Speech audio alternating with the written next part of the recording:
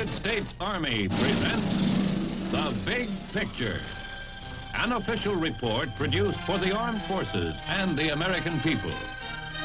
Now, to show you part of the big picture, here is Sergeant Stuart Queen. It has long been the firm and established policy of the American government to inform the people of this country how the Army is fulfilling its mission. In reporting to our citizens, the public information program of the Army utilizes all modern media. Television with this Big Picture series as well as other programs. Film newsreels, newspapers, and periodicals. But for many thousands of Americans, one of the most valuable contacts comes through the work of the Army Exhibit Unit. At state fairs, trade shows, industry exhibitions, and other large indoor and outdoor public events, the Exhibit Unit mounts vivid displays of the Army at work. We will see some of these displays and the fascinating complex of art, show business, and military know-how behind their preparation in our big picture story of the Army Exhibit Unit. Before your eyes, the stirring panorama of a nation, its youth, its heartache, its steady growth toward greatness.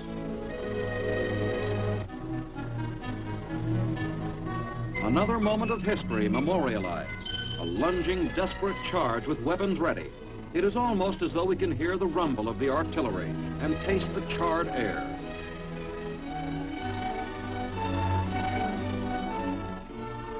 These vivid three-dimensional displays are the efforts of the United States Army Exhibit Unit.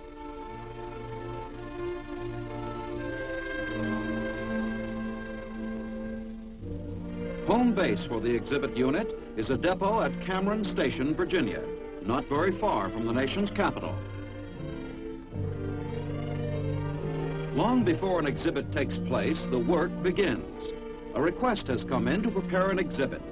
First, information is gathered about the purpose of the exhibit, the type of audience it should appeal to, and the locales where it will appear. An exhibit is born in the minds of creative men. From there, the first step is on paper, sketch after sketch, plan after plan, revised and revised again until the conception is right. Soon, workrooms are humming.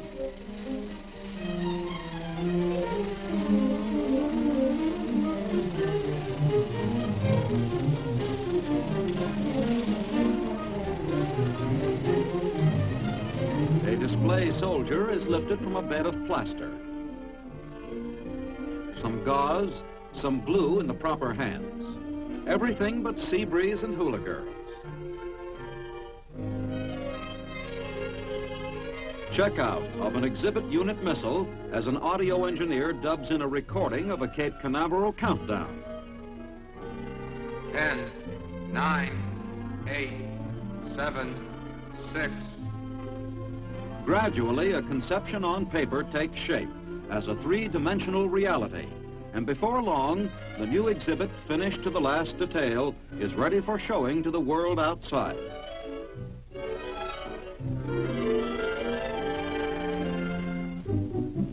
Since 1936, when the Army first prepared an exhibit for the New York World's Fair, good use has been made of public assemblies to keep the American taxpayer informed where his tax dollar is going. It's a case of going where the audience is. Exhibit Unit trucks really run up mileage every season.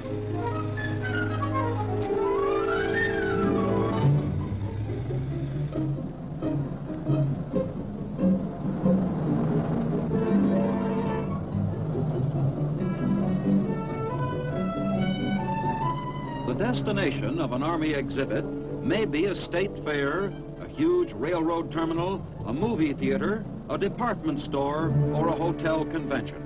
It doesn't matter. The Exhibit Unit is ready to put on an exciting presentation wherever there's going to be a crowd of interested people.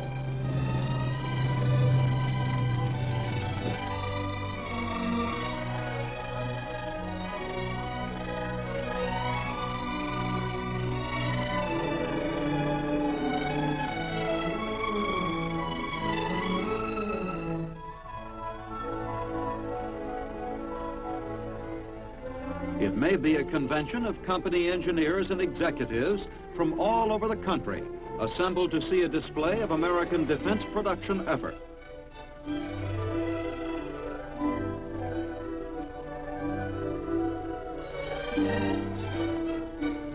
An integral part of the display is the Army exhibit with its guides trained not only in answering questions, but also in assisting to repair the intricately mobile exhibit equipment.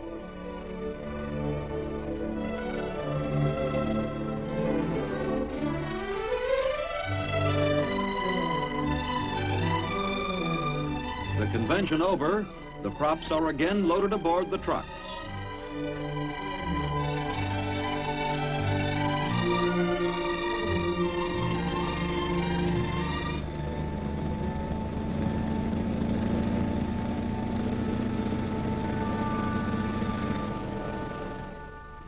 By the next morning, the exhibit unit truck is in another city for another show, this time in a department store. Upon entering, a youngster may not know one missile from another, but it's a safe bet before that youngster leaves, he'll know a lot about the Army missile family. Representatives of the exhibit unit must be prepared to answer countless searching questions.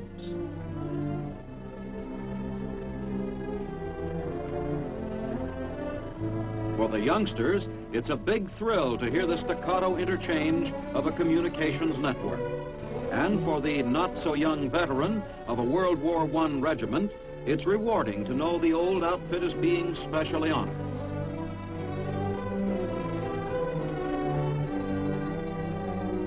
So it goes until the curtain goes down on an Army exhibit in a city department store, only to rise again a few days later in the rural atmosphere of a big state fair.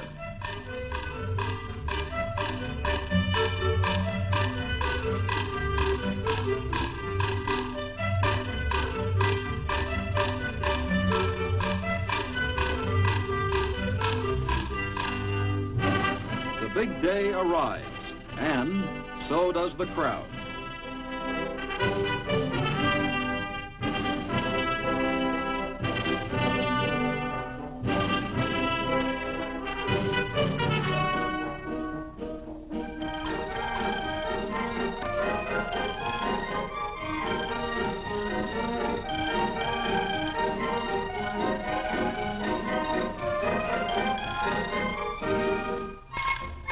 Every visitor is important, for with these displays, the Army is reporting to the very public it has the ultimate responsibility to protect.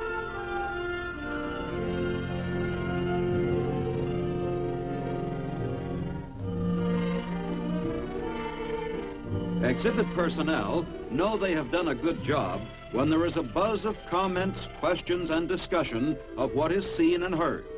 The best thank you is a quizzical look and still another question.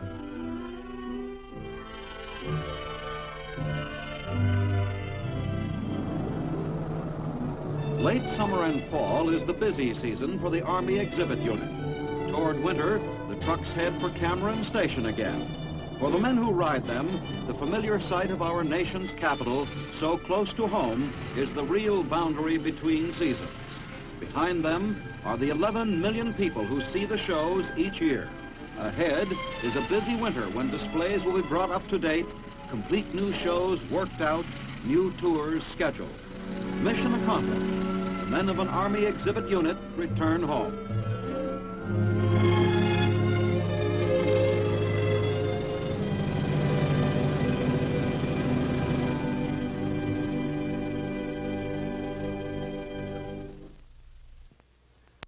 Telling the Army story to millions of Americans on the state fair circuit is a big job and a worthwhile one.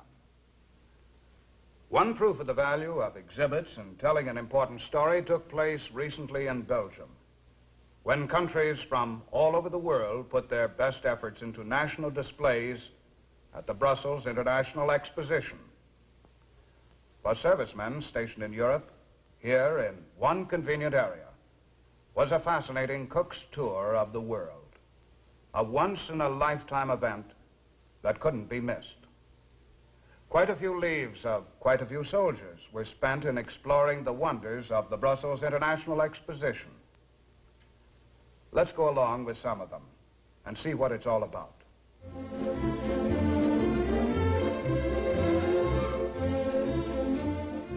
For servicemen stationed in Europe spending a leave at the Brussels World Fair, the first order of the day was to get a bird's eye view.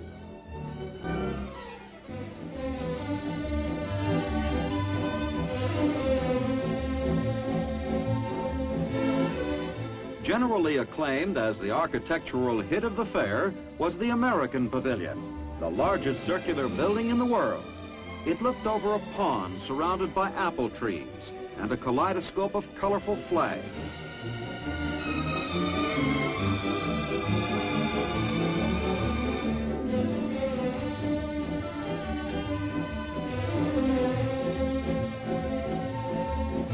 Central landmark of the fair was the huge atomium with its 9 spheres glinting in the sun, a visual expression of the exposition's theme, a more human world in the coming age of the atom. A wonderland plucked from the future. That's the way it all seemed to those lucky enough to see it.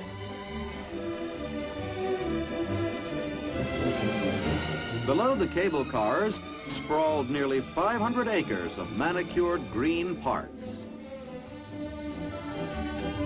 The newest ideas in architecture were reflected in the spacious boulevards and buildings of advanced design.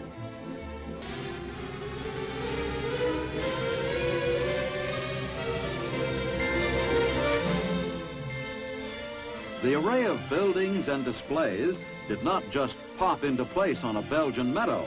It took effort of brain, machine, and muscle. Right up to the deadline of the grand opening, April 17th, 1958, the frenzy of last-minute preparations was going on, for it takes a lot of hard work today to build a world of tomorrow.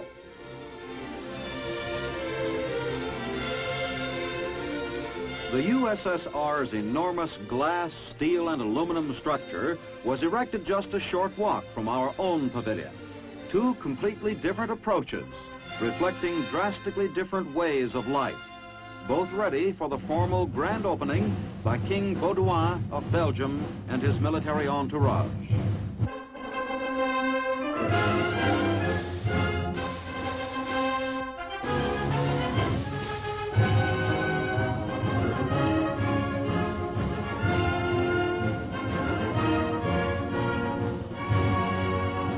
Representatives of the 48 countries with exhibits at the exposition held aloft national flags in honor of the event.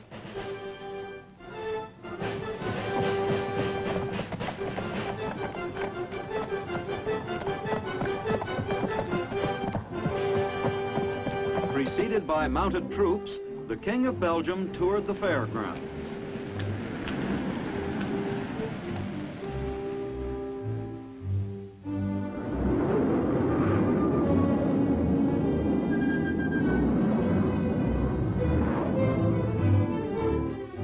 As the leader of the host country, the young king had taken a strong personal interest in the planning and progress of the exposition.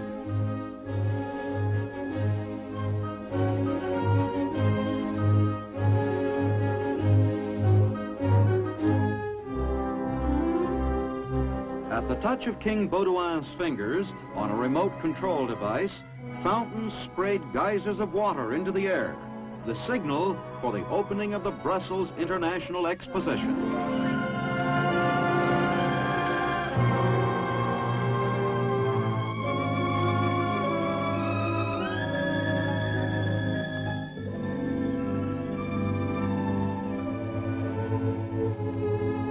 From all over the world, visitors were here to see the sights.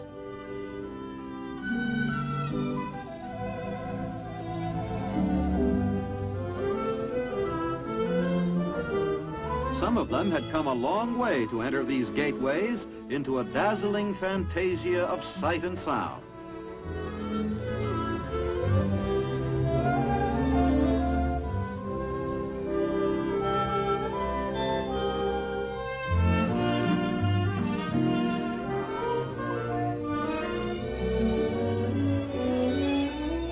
Servicemen on leave from posts and stations throughout Europe were enjoying the event too. There'd be a lot to write the folks back home.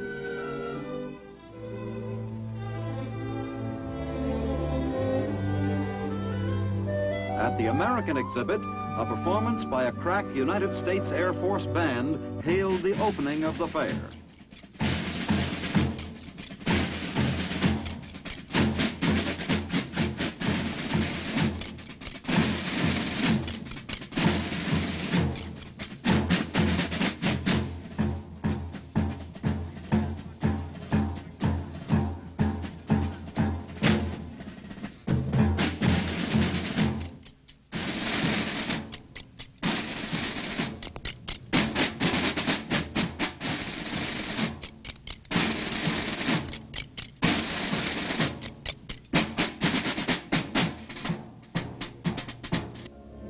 The American ambassador to Belgium, together with President Eisenhower's personal representative to the Brussels International Exposition, welcomed the crowd outside the American pavilion.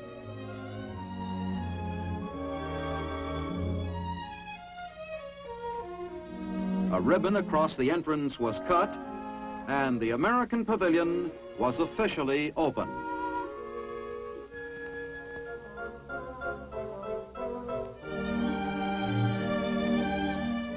The immediate impression was of space, light, water, and trees. Designed by Edward Stone, the American Pavilion received wide acclaim as an outstanding architectural achievement.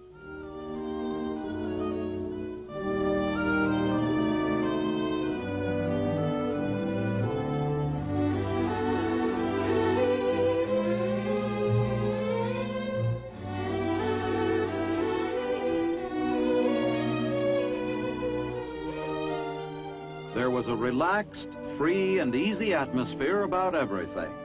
Visitors were even encouraged to sit down and rest from the strain of walking so much. And European guests thought this a gracious and kind gesture. But invariably, they did not stay seated long. There was so much to see, like a cross-section of a giant redwood tree. We weren't trying to dazzle Europeans with our industrial might. They know our factories, our shiny cars, but do they know about us as human beings? Do they know about the love and affection we bear for children? Do they know how we feel when we step into the privacy of a voting booth? At the fair, voting machines were installed for visitors to pick their favorite Americans. The winners, by the way, were Abraham Lincoln, Kim Novak, and Louis Armstrong.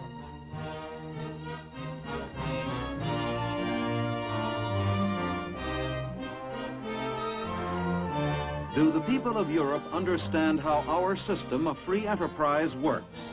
How great companies are owned by thousands of shareholders who have invested their savings in American industry?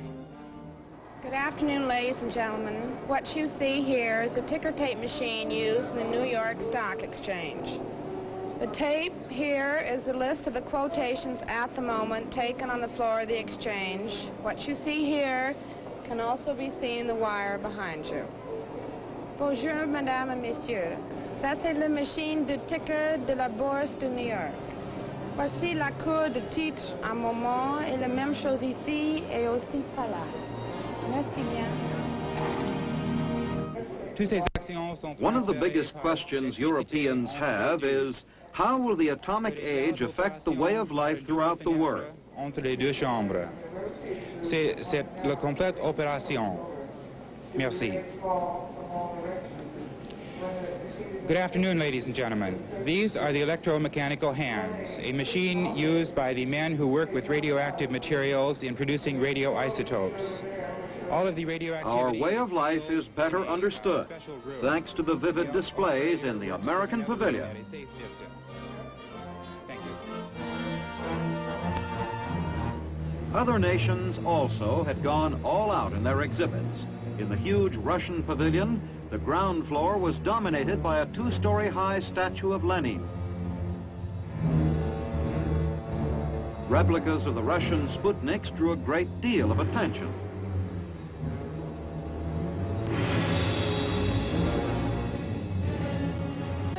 Each pavilion at the exposition reflected the atmosphere of the country or institution for which it stood. Thailand, Venezuela, Monaco, Japan, the Vatican, Czechoslovakia, Israel, the British Commonwealth, Switzerland, all greeted thousands of visitors that first day.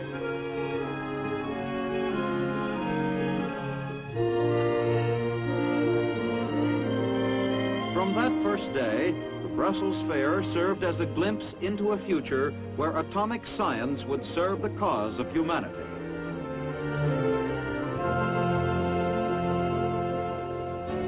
Nor were the traditions of the past neglected. One of the most popular features was an authentic Belgian village of the 19th century.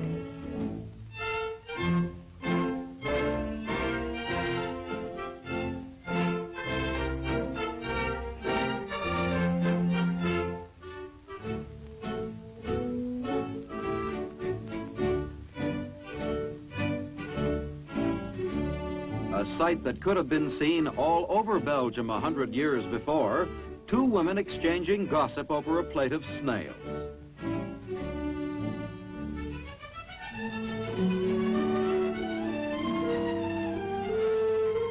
It was the largest international exposition in history, and American servicemen made the most of it.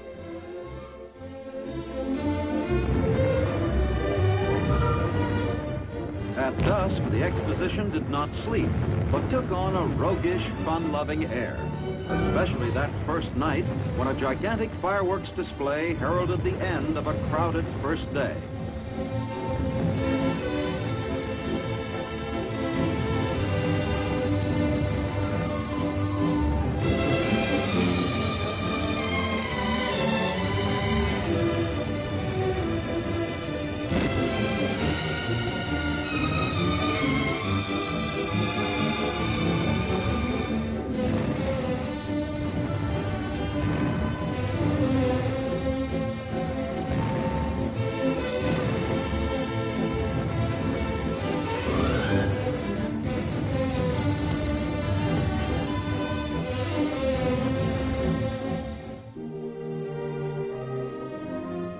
The days at the Brussels Fair sped by till another highlight, the observance of the United States National Days, July 2nd, 3rd, and 4th.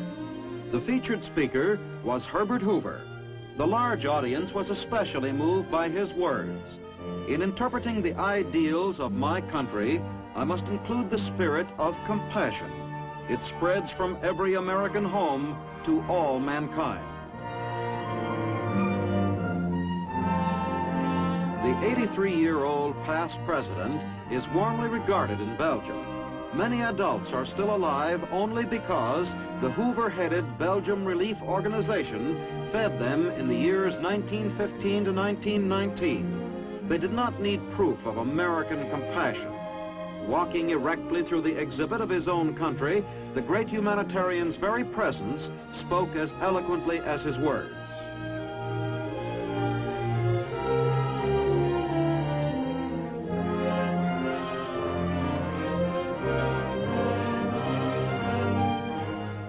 There was another special 4th of July event on a lighter side.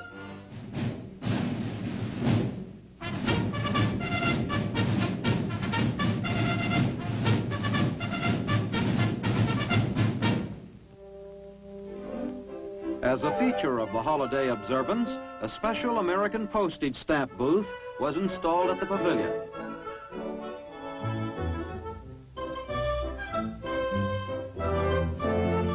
Outgoing mail bore a special cancellation marking the United States National Days at the exposition.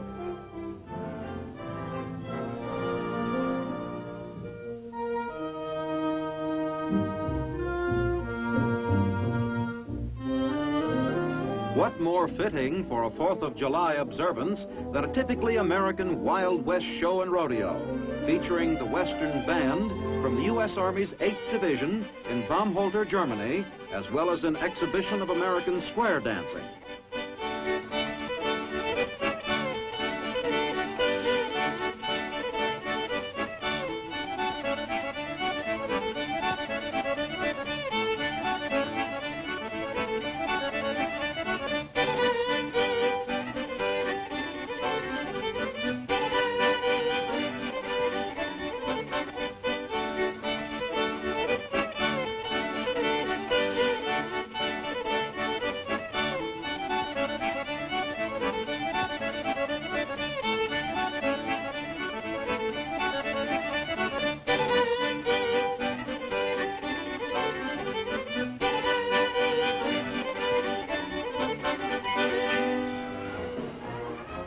But to people in Europe, there is only one everlasting American hero for young and old, the cowboy.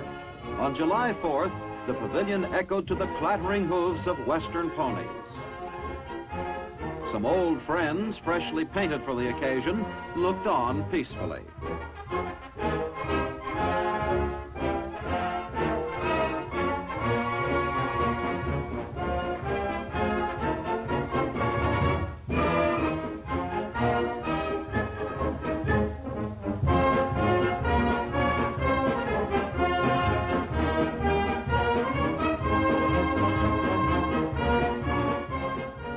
An Air Force band parading past the pavilion marked the end of the July 4th holiday, one of the many colorful events of the fair. There were to be others. In the 6 months the International Exposition was open, 42 million visitors thrilled to the spectacle, and many of them were American servicemen in Europe who saw it, enjoyed it, and will never, never forget it.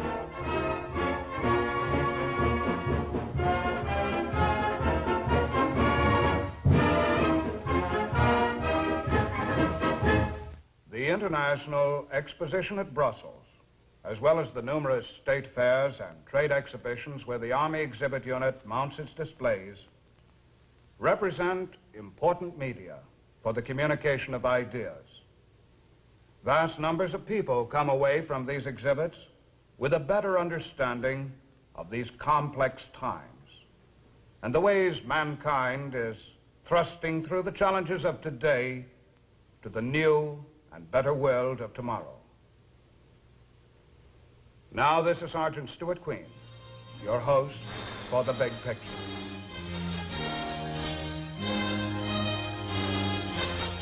The Big Picture is an official report for the armed forces and the American people. Produced by the Army Pictorial Center. Presented by the Department of the Army in cooperation with this station.